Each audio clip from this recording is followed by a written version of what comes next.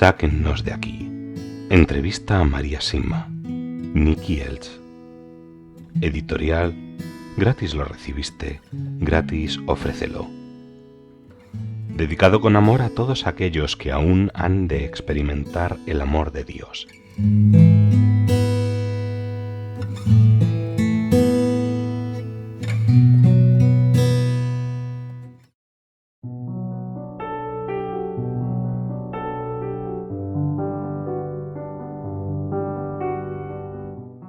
La confesión.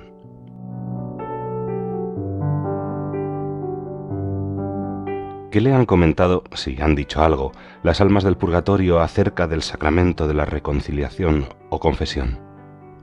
Oh, sí, lo mencionan con frecuencia. Están muy tristes de que se haya vuelto tan poco frecuente, que se haya dejado de lado. Es un regalo tan grande el que Dios nos brinda, que Satanás solamente podría querer destruirlo. Y creo que lo está logrando. Deberíamos acudir a la confesión, como debería llamarse, con alegría y no asustados o temerosos como desea Satanás. No hay de qué preocuparse, no hay nada que un sacerdote no haya escuchado ya. Un buen sacerdote sabe muy bien que él mismo, con todo lo que ha aprendido y experimentado, es mucho más pecador que el resto. Para Jesús y para todos los que se encuentran en el cielo es un gran motivo de alegría cuando llevamos nuestras debilidades y fracasos ante Jesús. Las almas del purgatorio me han contado que no existirían el 60% de todas las depresiones que se sufren en el mundo si se aprovechara este enorme regalo. Muchos especialistas, empresas farmacéuticas y orientadores se quedarían sin trabajo si todos se confesaran regularmente. Nuestro Señor puede salvar y sanar a todos y a todo, según Él quiera, tan solo con pedírselo. Nuestra madre ha dicho, y creo que fue en Medjugorje, que la confesión mensual sanaría a Occidente. La confesión no se entiende correctamente. Para la mayoría nos resulta difícil diferenciar entre el bien y el mal, pero otro tema mucho más peliagudo es diferenciar entre lo bueno y lo mejor. La confesión no está solo para confesarnos de haber robado un banco, pues de hecho muy pocos de nosotros robamos bancos. Para la mayoría está para buscar cómo ser cada vez mejores a los ojos de Dios. ¿Qué podría haber hecho durante este último mes para haber sido más santo? Eso es lo que nos debemos preguntar. Y que alguien diga que durante el último mes hizo todo lo que estuvo en su mano para cumplir perfectamente la voluntad de Dios. La humildad nos trae la más grande de todas las gracias. Jesús regala sus mayores tesoros a los más pequeños de corazón.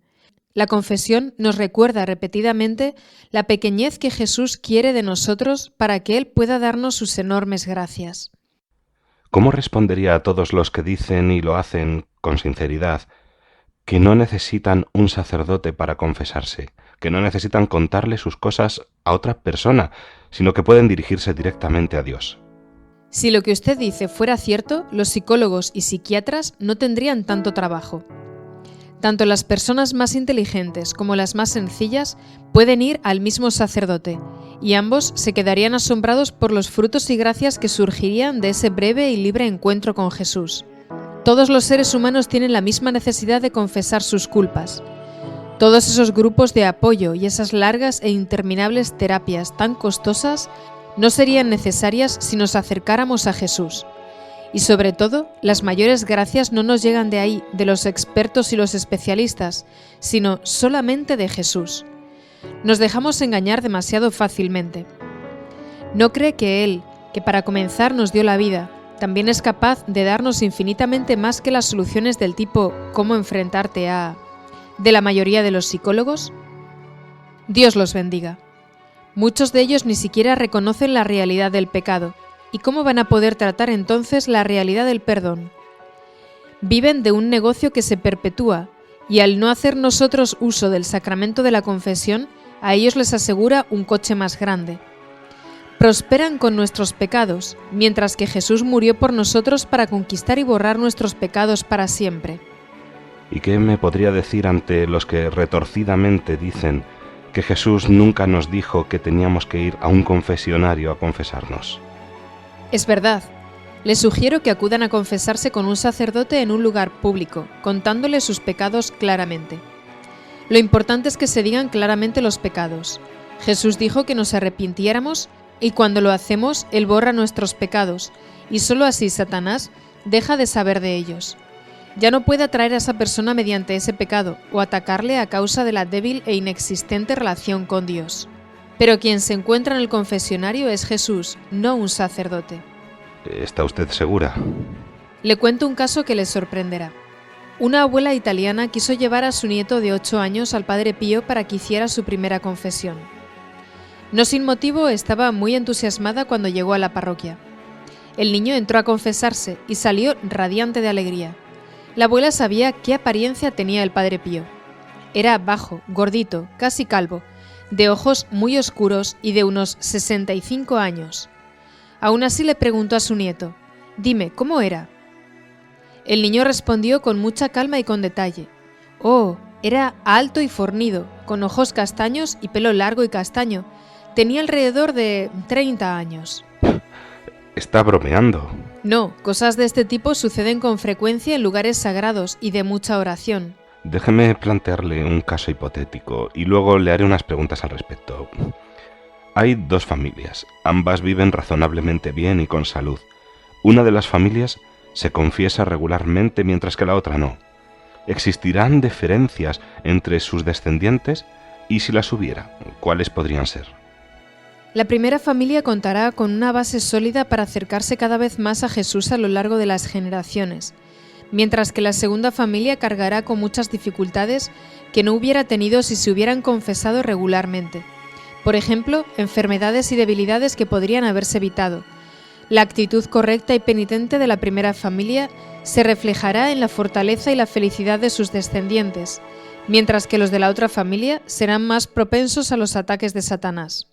Entonces, ¿quiere decir que quienes son conscientes de su estado de pecado terminan siendo más sanas que aquellas que no lo son? Sí, con la humildad que produce la confesión y la oración, y con el amor a Dios que nos viene de ello, hace que crezca una fortaleza y un equilibrio que se manifiesta en personas más saludables.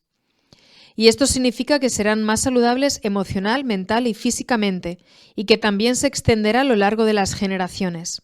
Entonces, podremos garantizar vidas más sanas a nuestros hijos, nietos y bisnietos con nuestro amor, con nuestras oraciones y con nuestras confesiones. Sí, exactamente. Gran parte de la medicina actual se limita a reparar los daños. Si los médicos actuales en todos los campos dedicaran el mismo tiempo y energía a la prevención en el sentido que nos indican los 10 mandamientos, el mundo tendría solo una pequeña fracción de las enfermedades que sufre en la actualidad. La medicina preventiva no nos cuesta nada y sobre todo nos damos cuenta más claramente de la inmensidad del amor de Dios por nosotros. Esto no es un juego para Él. Él se llena de alegría cuando estamos llenos de paz y de la felicidad que produce. Dios solo quiere vernos felices, libres y saludables. Entonces, ¿puede explicar la función de la contrición y del arrepentimiento en el momento de la muerte? Nos libramos de todas nuestras culpas con una buena confesión, si es totalmente honesta y si nos arrepentimos de corazón. Pero también hay que reparar el daño causado. Aún no quedamos completamente librados de esos pecados. Para obtener la total absolución, el alma debe quedar libre de toda atadura. En el caso de una madre con muchos niños pequeños que está a punto de morir, deberá entregarse hasta tal punto que pueda decir con sinceridad: Dios te entregó todo a ti, que se haga tu voluntad. Esto puede ser muy, muy difícil. La libertad mediante el pago de hasta el último céntimo, como dice Jesús en el Evangelio, se da entre nosotros y Dios, entre nosotros y los demás, con una reparación extra y liberándonos totalmente de toda atadura sobre asuntos que no sean los de Dios. Entonces, estar totalmente libre de todo pecado sería un proceso de 3 pilares. Sí, primero expiación entre nosotros y Dios, luego expiación entre nosotros y la persona a la cual herimos, que también nos implica siempre a nosotros mismos, y finalmente la reparación por medio de la oración y las buenas obras. No solo se debe borrar el pecado, sino que también se debe reparar. ¿Las personas no católicas y los no cristianos también deben confesarse? Oh, sí. Ningún sacerdote que desee cumplir las enseñanzas de Jesús puede rechazar a un penitente. Sin embargo, si esto ocurre, sugiero a esa persona que rece por ese sacerdote que le ha rechazado y que mire adelante. No importa quién sea el pecador, qué educación ha tenido o de dónde proviene. Todo lo que necesita es un arrepentimiento profundo por todo el mal que ha hecho. Pronto ese pecador encontrará un sacerdote por voluntad de Jesús, se lo puedo asegurar. A pesar de que los no católicos no pueden recibir el sacramento de la confesión, realizar una confesión informal les haría tanto bien a sus almas, puedo asegurarlo. Cuando un no católico busca esto, Dios le concederá unas gracias muy, muy grandes.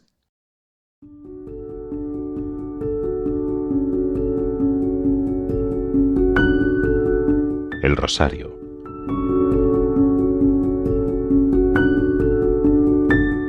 ¿Cuál es su opinión con respecto al rosario? ¿Es tan importante? El rosario ayuda a curar las heridas y es también una gran fuente de paz, en especial para aquellas familias que lo rezan juntas. Satanás odia el rosario precisamente por esta razón. Lo siguiente ocurrió el 16 de diciembre de 1964. Enseguida va a darse cuenta de por qué me acuerdo hasta de la fecha exacta. Ese día llegué a casa muy cansada, pero vi que tenía una gran cantidad de cartas. Me propuse revisarlas rápidamente y contestar solo las 2 más urgentes. Elegí 2 y me di cuenta de que lo que se necesitaba en ambos hogares era un rosario en familia, y así desaparecería la angustia que experimentaban. Entonces me senté y saqué la carpeta donde guardo papeles y sobres. La coloqué aquí en el centro de la mesa, la abrí y extraje 2 hojas y 2 sobres. Como acostumbro, comencé a escribir la dirección en los sobres antes de escribir las cartas. Repentinamente escuché un silbido agudo y vi a Satanás parado aquí a mi derecha. Era un hombre moreno y atractivo, de 30 años, que me lanzaba miradas de odio y rabia. Lo ignoré y continué escribiendo las direcciones en los sobres. Luego sentí olor a quemado que me sorprendió. Miré dentro de la carpeta y por la ventana. Nada. Luego pensé: hoy no he encendido nada hasta ahora, debe ser la casa de los vecinos. Pero cuando miré nuevamente hacia la derecha, Satanás había tomado las 2 hojas de papel, las había arrastrado hasta el borde de la mesa y tenía su mano sobre ellas. Había una zona negra completamente quemada sobre la hoja en la que había apoyado su mano, y ese era el olor que yo había sentido. En el nombre de Jesús le ordené que se retirara, y así lo hizo rápidamente. Terminé las 2 cartas, y al principio pensé en tirar las hojas quemadas, pero como solo la cara de arriba de ambas hojas estaba dañada, mientras que la de abajo solo se encontraba levemente oscura, pensé entonces que sería mejor si se las mostraba al párroco. Me agradeció que no las hubiera tirado porque quería que las estudiara un laboratorio de física en Innsbruck. En su opinión, era físicamente imposible que se quemara solo una cara sin quemarse también la otra. Envió las hojas al laboratorio preguntando si allí podían hacer lo mismo. Pasados 3 meses, el laboratorio las devolvió diciendo que era imposible y que estaba equivocado, que la segunda hoja no podía haber estado debajo de la quemada. Pero no, yo no estaba equivocada. El original se perdió cuando se quemó mi casa, pero había hecho una foto de las hojas quemadas. La foto la hice cuando la segunda hoja de papel que estaba debajo ya se había roto. En resumen, así odia Satanás el rosario. ¿Qué le diría a aquellas personas a quienes el rosario les parece aburrido e inútil a causa de las repeticiones? La humildad presupone que hablemos solo de lo que hemos experimentado. Quienes afirman eso es que no han rezado el rosario. La meditación de los misterios, la meditación de la vida de Jesús, nos brinda tanta paz y alegría que Satanás se vuelve loco. María hizo muchas promesas a aquellos que rezan el rosario, y lo hizo por medio de Santo Domingo. Conozco a una mujer que se compró un rosario nuevo, a unos 100 metros de la iglesia a la que se dirigía a rezar con un grupo numeroso de peregrinos. Cuando se arrodilló en el banco, lo buscó en su bolso y se encontró que solo quedaba un puñado de cuentas sueltas y muchos pedacitos de alambre. El diablo lo había soltado todo para que no rezara el rosario. Satanás odia la paz y odia la curación, y el rosario es extremadamente curativo y un arma muy poderosa contra él. ¿Alguna vez se le ha aparecido algún alma del purgatorio pidiéndole que rezara un rosario con él o ella? Sí, eso sucede. Recuerdo una vez, fue en los años 50, cuando viajaba en tren desde Bludenz. Era uno de esos días en los que había muchos viajeros, así que elegí, como hago habitualmente, el último vagón del tren. Subí y pronto encontré un compartimento en el que viajaba solamente una mujer. Me senté a su lado. Todavía no me había acomodado cuando sacó un rosario de su bolso y dijo: Bueno, aquí hay alguien que rezará el rosario conmigo. Lo primero que pensé fue, si hace lo mismo con todo el que entra, no me extraña que esté sentada aquí sola. Pero, por supuesto, yo estaba muy feliz de rezar con ella el rosario, y en el tiempo que duró no entró nadie al compartimento. Cuando terminamos, dijo, «Gracias a Dios», y desapareció al instante. Me encontré totalmente sola en el compartimento mientras numerosas personas daban vueltas por los pasillos.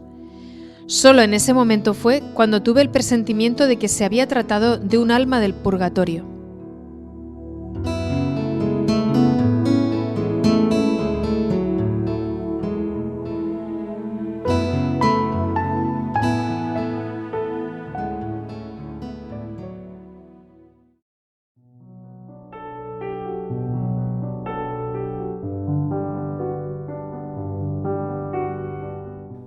Los sacramentales.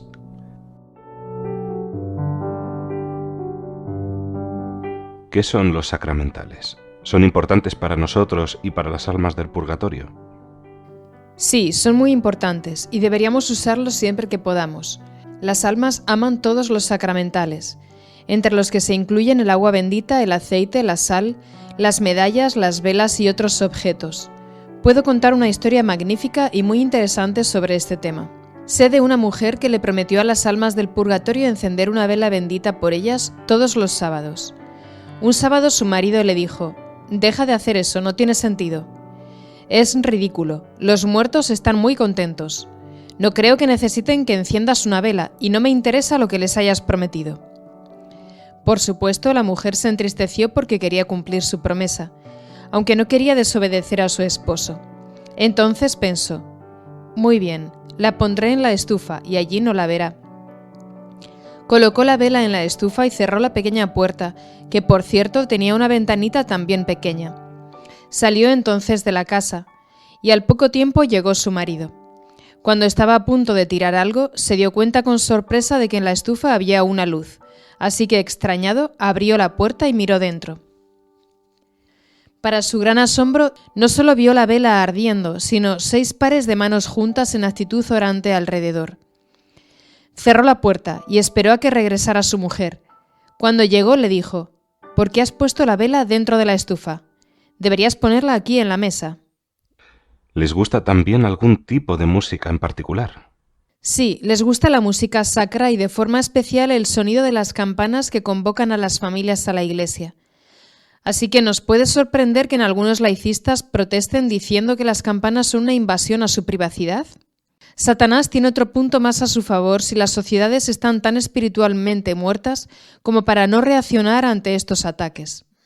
¿Cómo puede ayudarnos a nosotros y a las almas del purgatorio el agua bendita? Deberíamos tener agua bendita a mano en todos los hogares. Deberíamos usarla con frecuencia. En caso de que algo nos perturbe o si se ha cometido un gran pecado, deberíamos rociar el lugar con agua bendita. Es una protección poderosa contra Satanás. Las almas del purgatorio piden que haya agua bendita en todas las tumbas y se congregan y nos ayudan en cualquier lugar donde se utilice con frecuencia. También para discernir si una actividad es demoníaca o no, el agua bendita contestará rápidamente la pregunta por nosotros. Los demonios escapan de ella y vuelve la paz cuando se utiliza. Existen además estudios en la actualidad que prueban que el agua bendita es también una protección contra las radiaciones peligrosas. ¿De qué otra forma puede algo bendecido por un sacerdote ayudarnos a protegernos en nuestra vida diaria? Los sacerdotes deberían volver a bendecir más y más, bendecir los hogares, las cosechas, los automóviles y todas las empresas. No sería mala idea bendecir toda la sal que se utiliza en invierno para mantener las calles libres de hielo. De esta forma se reduciría notablemente el número de accidentes y sería beneficioso para todos.